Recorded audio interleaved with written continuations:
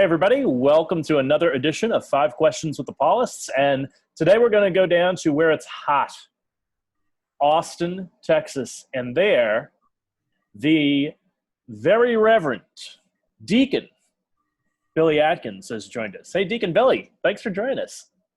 Hi everybody. Good. Hey, let's get right into it. And question one, what's the one word you'd use to describe Austin right now? Well, you already used it, hot. Just say hot, right? Yeah. It's hot. It's hot. I want to say 100 degrees with the heat index of 107. It's just hot. It's so funny. People will come to Austin for events in the fall, South by Southwest, Austin city limits, things like that, and they go, this must be heaven. This is wonderful. It's so fantastic. And then they come back in July or August, and oh my God! when I go to purgatory, that's where God is going to send me. Oh man, no! Austin in July. There's no way purgatory could be this awful. It's hot. And the emotional state down there at this point is also hot, or something different. I think folks are, concerned. We've obviously seen a spike in hospitalizations. We've had a constant stream of deaths. As a matter of fact, my wife has a good friend that she works with whose father passed away this week from the COVID, and so we'll be doing a commitment ceremony next week. But I think folks, at least in Austin, are taking it seriously. You don't see quite the activity out on the streets that you normally would, even in this heat. You see a lot less people, and a lot of the people you see are, of course, wearing face covering. So that's all good. So I think people are taking it seriously and are just trying to wait it out as best they can. Good. Nobody better to ask you question two, but you've worked in Homeland Security in Austin, and you head up campus resilience now at St. Edward's, which is a great school, by the way.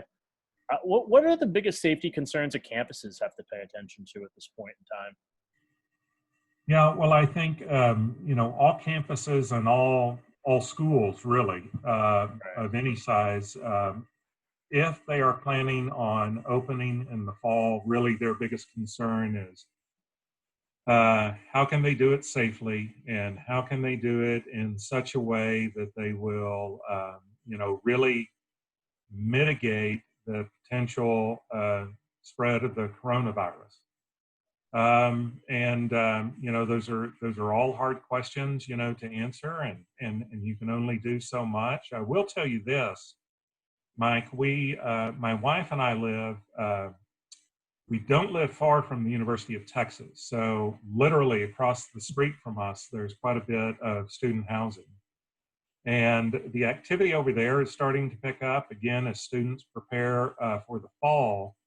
My wife and I have kind of started a habit. We go for walks in the evening when it cools down to 90. We're seeing more and more kids out. And I'm really pleased with the fact that they all seem to have face coverings on. Good. So that's really very reassuring that young people of that age are taking it seriously. So that's one good and kind of hopeful thing to hang your hat on. Yeah. It sounds like that brings you a lot of comfort. And speaking of comfort, question 3. What's your favorite comfort food been during this whole time of pandemic? Yeah, I really hated that question because I don't have an answer, but I don't have an answer for a good reason. So I am getting closer to that particular birthday that begins with 6. So I'm not there yet, but 16. I'm closer to it than I am farther away. And so, I've made a decision that I was just, for once in my life, my birthday present to myself on my 60th birthday is, I'm going to try and finally be in shape. Now, I know round is a shape, but I'm going to try and not do that. So, Pear is a shape. Yeah. pear Pear is a shape. yes. Yeah, right. I'm going to try and not do that. So we've actually been eating a lot healthier. So I guess my comfort food has become salmon. Nice. I was never a big fish eater before, but we've been eating a lot of it, grilled, broiled, baked, you name it. And that wood plank yet? Doing that yet? Haven't done the wood plank. Yeah, not quite that sophisticated yet, but it's Me either. It's all good. Just eating, just eating a lot better. Hey, since October I've lost about 50 pounds. So, wow, good for you. Yeah, so it's just so it's a path we're going to try and keep on. I am doing the same. I am doing the same. I am about halfway to you. I am at about 25, almost 30. Great. Pounds right now. So that's good. Yeah. Good. Yeah, and so we're going to be a couple. We're going to be a couple of studly Paulist types. No one will ever recognize us. You know. Yeah. Maybe that's a good thing. Maybe they don't want to. Yeah. Right. Exactly. Oh no, it's those guys. No, wait. No, it's not. Oh, wait, it is. Yeah. So, you're part of the Paulist Deacon affiliate program, which we talked about on this show a while ago. And how's that made a difference to your ministry as a deacon?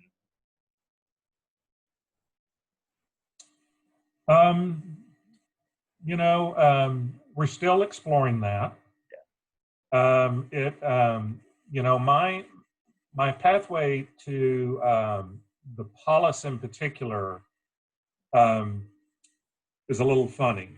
A couple of weeks before my ordination in 2010, we got that piece of paper from our formation director that said, list 3 parishes you'd be willing to serve at.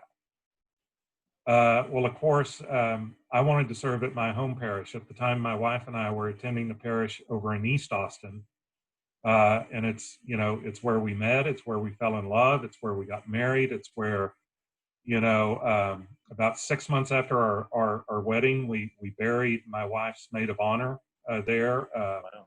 It's a community that meant a whole lot to us. And I really wanted to be there. So immediately after that session, I ran and I called my deacon and said, this is what they've asked us to do. What do I do? He said, oh, it's easy. He said, list the cathedral first, St. Austin second, and Our Lady of Guadalupe third.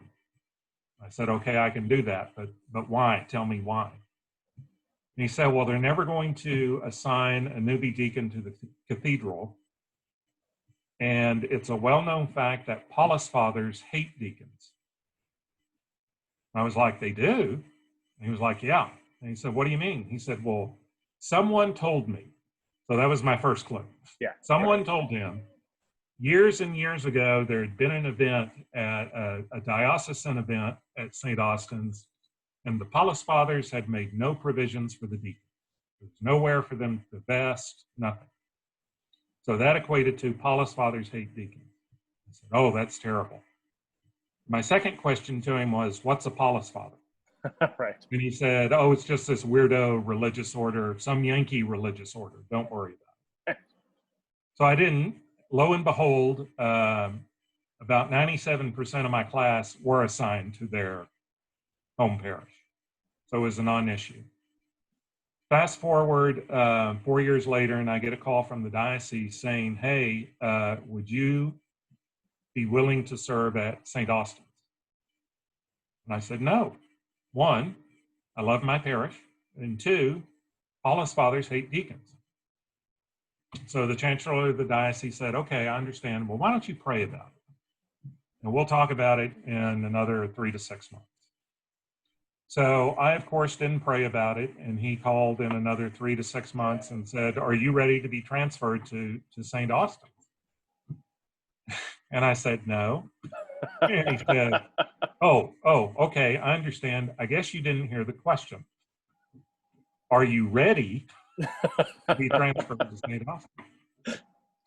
I said, yeah, I guess. He said, well, I want you to go meet with the pastor. So the pastor then, who is the pastor now, is Chuck Coleman. Great guy.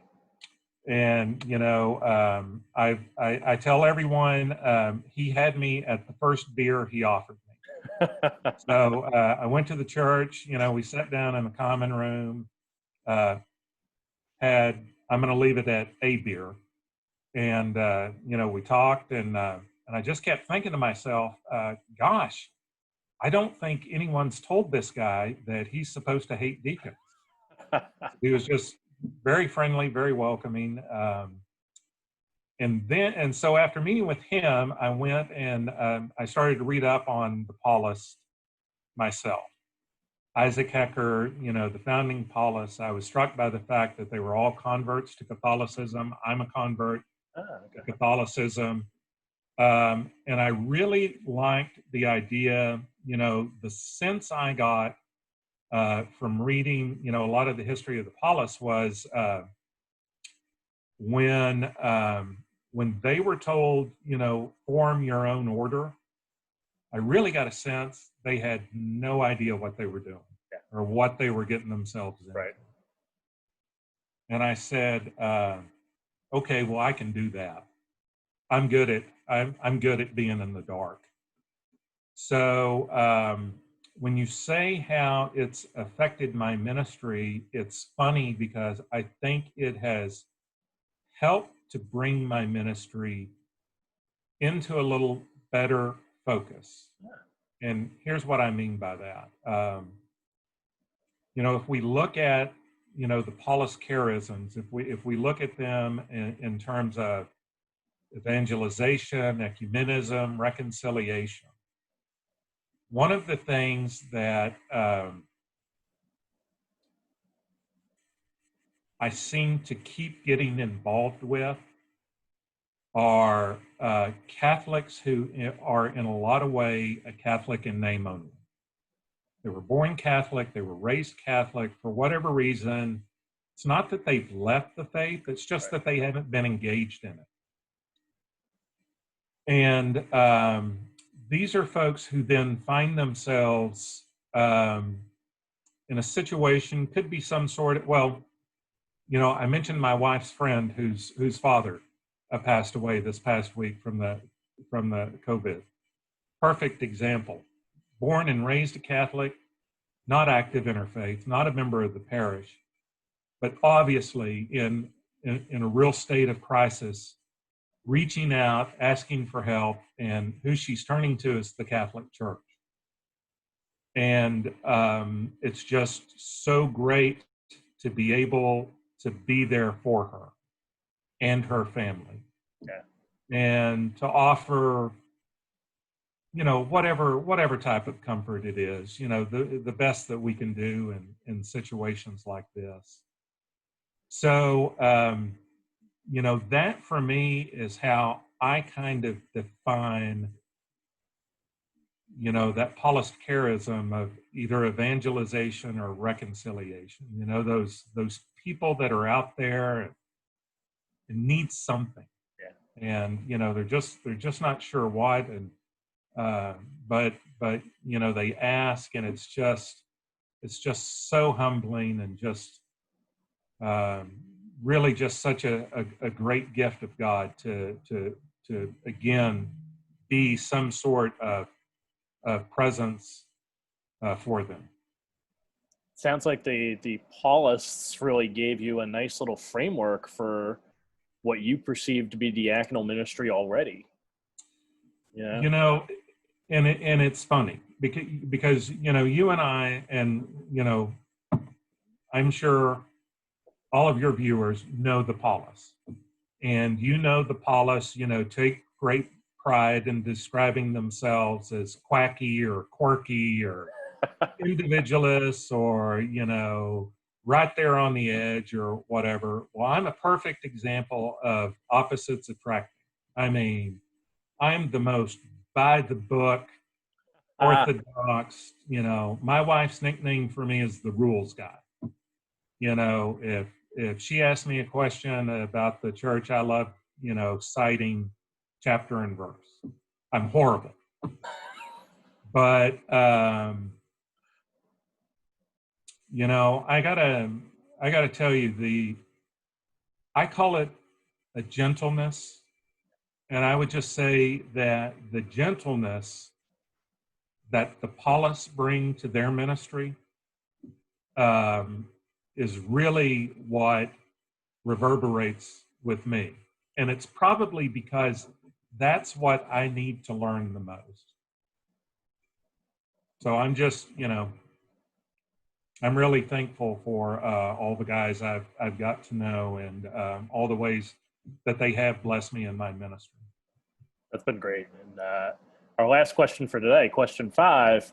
In what ways have you seen deacons being creative during this pandemic time? So, I can't, I don't know that I've really seen any other deacons and what they're doing. I mean, I've talked to guys like I've been in class with and mostly just talked about families and things like that. I know in my case, I've done baptismal prep via Zoom with parents, and I was amazed that went as well as it did. I've reached out, to our team at St. Austin's because, I'd love to do something for our altar servers. They haven't been at Mass for months, and I'd love for us to do something, to reach out to them, to keep them engaged. And we've been talking about it, and I just don't know if we can stomach another Zoom, call. So if anybody knows of anything we could do for altar servers, please let me know. Something I did very early on when this happened is I just picked up our directory and I just started calling people. Hey, how are you? I especially reached out, to those couples who I may have married or, baptized their kids. Yeah. Austin, as you might imagine, is something of a destination wedding point. So there are several couples that I've married that live out of state. One couple actually lives in New York. So early on in this event, when things were so bad up there, I was visiting with them quite a bit, and they're all good. They're all okay. Good. So we're thankful for that. So that's about as creative as I've been able to get. Yeah, as Father Charlie Donahue said on this program not long, who would have thought the telephone would have been the best means for us to do pastoral creativity? Exactly. Yeah. And, it's funny because normally I'm not a good phone talker, but it has seemed very natural, in this situation. And actually probably a saving thing for me is a lot of times when I call folks, I actually have to do very little talking. Yeah. I just say, hey, it's Deacon Billy, and they take off. Yeah. Exactly, right? That's as one Paulist once said, you could literally listen someone back into existence again. Yeah. And sure enough, I think that's something that Paulists do very well, and obviously you do as well. Working on it. Yeah, right? Exactly. Yeah. We're all work in progress. And Yeah. so, Deacon Billy, it's been great having you with us on the program today. And one, I want to say 2 things. One, please tell the guys in Austin that we say hello. Father Chuck was my pastor in New York when I first found the Paulist, so please tell him hello. And Father Rich Andre and I are very good friends. Yeah, I saw your program with him. Yeah. So please tell them that we're keeping them in our prayers and have them keep us in theirs as well. I will do that. Yeah, sounds good. And we meet this. Yeah, go ahead. Well, I was just going to say, and if everybody can keep Deacon Paolo in their prayers, he'll be ordained tomorrow. And I'm saying Deacon Paolo as much as I can before it turns to Father. By the time people see this, he'll be Father Paolo. But yes. Okay, very good. But Paolo Puccini is headed to ordination almost as we speak. So it'll be only a few hours away now. Less than 24 hours. Yeah, exactly. So good luck with that ordination. I know that'll be a big deal as that's happening down in Austin this weekend. And we mean this, Deacon Billy, in the best way possible. Stay cool in more ways than one. And so this has been 5 Questions with the Paulists, and I'm Mike Hayes. Thanks again to Deacon Billy Atkins for joining us, and we'll see you all again soon.